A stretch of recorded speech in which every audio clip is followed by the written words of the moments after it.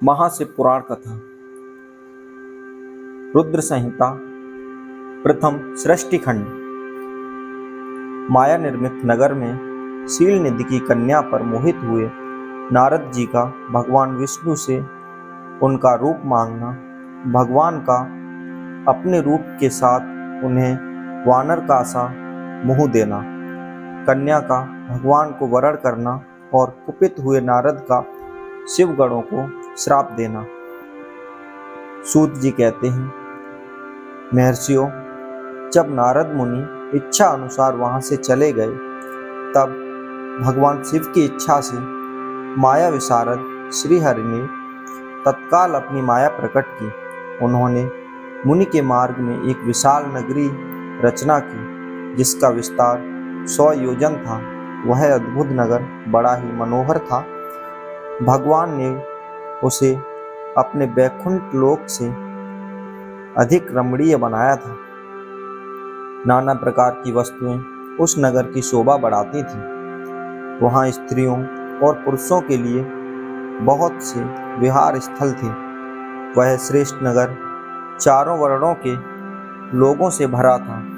वहां शील निधि नामक ऐश्वर्यशाली राजा राज्य करते थे। वे अपनी पुत्री का स्वयंवर करने के लिए उत्सुक थे, अतः उन्होंने महान उत्सव का आयोजन किया था। उनकी कन्या का वरण करने के लिए उत्सुक हो चारों दिशाओं से बहुत से राजकुमार पधारे थे, जो नाना प्रकार की वेशभूषा तथा सुंदर शोभा से प्रकाशित हो रहे थे। उन राजकुमारों से वह नगर भरा पूरा दिखाई देता था। ऐसा सुंदर राजनगरों को देख नारद जी मोहित हो गए। वे राजा शील निधि के द्वार पर गए।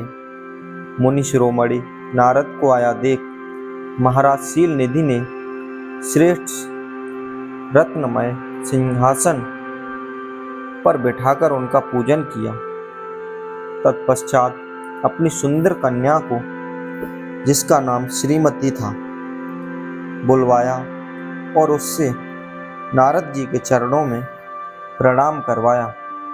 उस कन्या को देखकर नारद मुनि चकित हो गए और बोले, राजन, यह देव कन्या के समान सुंदरी महाभाग कन्या कौन है? उनकी यह बात सुनकर राजा ने हाथ जोड़कर कहा, मुनीश्वर, यह मेरी पुत्री है। इसका नाम श्रीमती है। अब इसके विवाह का समय आ गया है। यह अपने लिए सुंदर वर चुनने के निमित्त स्वयंवर में जाने वाली है। इसमें सब प्रकार के शुभ लक्षण लक्षित होते हैं। महर्षि, आप इसका भाग्य बताइए। राजा के इस प्रकार पूछने पर काम से विलय हुए मुनि श्रेष्ठ नारद उस कन्या को प्राप्त करने की इच्छा मन में लिए राजा को संबोधित करके इस प्रकार बोले, भूपाल, आपकी यह पुत्री समस्त शुभ लक्षणों से संपन्न है, परम सौभाग्यवती है। अपने महान भाग्य के कारण यह धन्य है और साक्षात लक्ष्मी की भांति समस्त गुणों की आगार है। इसका भावी पति निश्चय ही भगवान शंकर के समान वैभव, सर्वेश्वर, किसी से पराजित न होने वाला वीर, काम विजयी तथा संपूर्ण देवताओं में श्रेष्ठ होगा। ऐसा कहकर राजा से विदा ले इच्छा अनुसार विचरने वाले नारद मुनि वहां से चले गए। वे काम के वशीभूत हो गए थे। शिव की माया ने उन्हें विशेष मोह में डाल दिया था। वे मुनि मन ही मन सोचने लगे कि मैं इस राजकुमारी को कैसे प्राप्त करूं। स्वयंवर में आए हुए नरेशों में से सबको छोड़कर यह एकमात्र मेरा ही वरण करे, यह कैसे संभव हो सकता है? समस्त नारियों को सौंदर्य सर्वथा प्रिय होता है। सौंदर्य को देखकर ही वह प्रसन्नतापूर्वक मेरे अधीन हो सकती है, इसमें संशय नहीं है। ऐसा विचार कर काम से विलय हुए मुनिवर नारद भगवान विष्णु का रूप ग्रहण करने के लिए तत्काल उनके लोक में जा पहुंचे।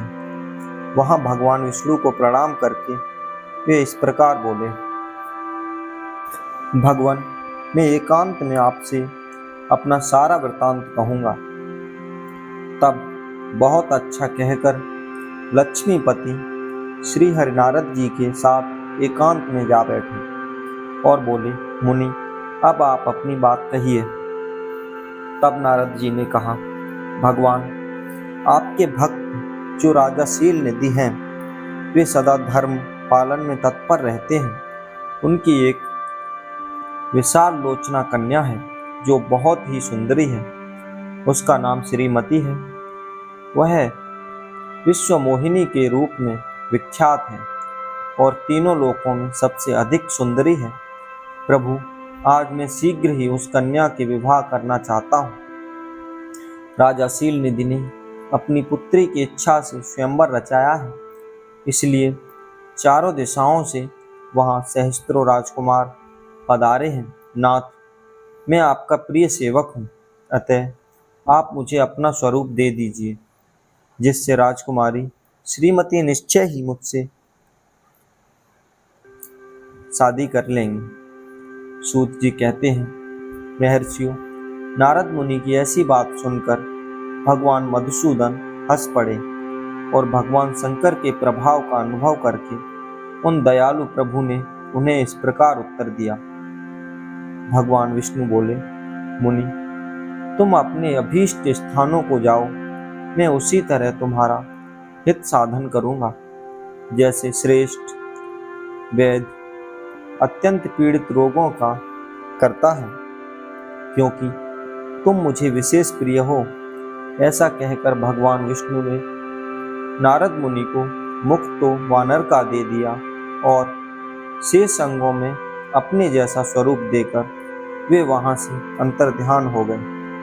भगवान की पूर्व बात सुनकर और उनका मनोहर रूप प्राप्त हो गया,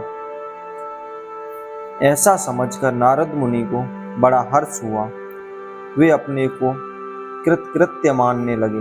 भगवान ने क्या प्रयत्न किया, इसको वे समझ न सके। तदंतर मुनिश्रेष्ठ नारद शीघ्र ही उस स्थान पर जा पहुंचे जहां राजा शील निधि ने राजकुमारों से भरी हुई स्वयंवर सभा का आयोजन किया था। विप्रवर राजपुत्रों से घिरी हुई वह दिव्य स्वयंवर सभा दूसरी इंद्र सभा के समान अत्यंत शोभा पा रही थी। नारद जी उस राज्य सभा में जा बैठे और वहां बैठकर प्रसन्न मन में बार बार यही सोचने लगे कि मैं भगवान विष्णु के समान रूप धारण किए हुए हूँ, अतः वह राजकुमारी अवश्य मेरा ही वरण करेगी, दूसरे का नहीं। मुनिश्रेष्ठ नारद को यह ज्ञात नहीं था कि मेरा मुँह कितना कुरूप है। उस सभा में बैठे हुए सब मनुष्यों ने मुनि को उनके पूर्व रूप में ही देखा। राजकुमार आदि को कोई भी उनके रूप परिवर्तन के रहस्य को न जान सके। वहाँ नारद जी की रक्षा के लिए भगवान रुद्र जी 2 पार्षद आए थे, जो ब्राह्मण का रूप धारण करके गुण भाव से वहाँ बैठे थे। वे ही नारद जी के रूप परिवर्तन के उत्तम भेद को जानते थे। मुनि को कामावेश से मूढ़ हुआ जान वे दोनों पार्षद उनके निकट गए और आपस में बातचीत करते हुए उनकी हंसी उड़ाने लगे, परंतु मुनि तो काम से विलय हो रहे थे, अतः उन्होंने उनकी यथार्थ बात भी अनसुनी कर दी। वे मोहित हो श्रीमती को प्राप्त करने की इच्छा से उसके आगमन की प्रतीक्षा करने लगे। इसी बीच में वह सुंदरी राजकन्या स्त्रियों से घिरी हुई अतः पुरुषों वहां आई। उसने अपने हाथ में सोने की एक सुंदर माला ले रखी थी। वह सुबलक्षणा राजकुमारी स्वयंवर के मध्य भाग में लक्ष्मी के समान खड़ी हुई अपूर्व शोभा पा रही थी। उत्तम व्रत का पालन करने वाली वह भूप कन्या माला हाथ में लेकर अपने मन के अनुरूप वर का अन्वेषण करती हुई सारी सभा में भ्रमण करने लगी। नारद मुनि का भगवान विष्णु के समान शरीर और वानर जैसा मुंह देखकर वह कुपित हो गई और उनकी ओर से दृष्टि हटाकर प्रसन्न मन से दूसरी ओर चली गई।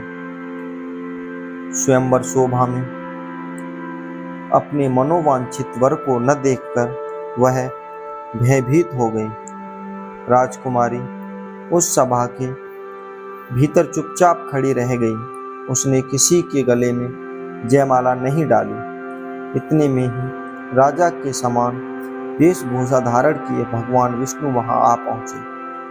किन्हीं दूसरे लोगों ने उनको वहां नहीं देखा, केवल उस कन्या की ही दृष्टि उन पर पड़ी। भगवान को देखते ही उस परम सुंदरी राजकुमारी का मुख प्रसन्नता से खिल उठा। उसने तत्काल ही उनके कंठ में वह माला पहना दी।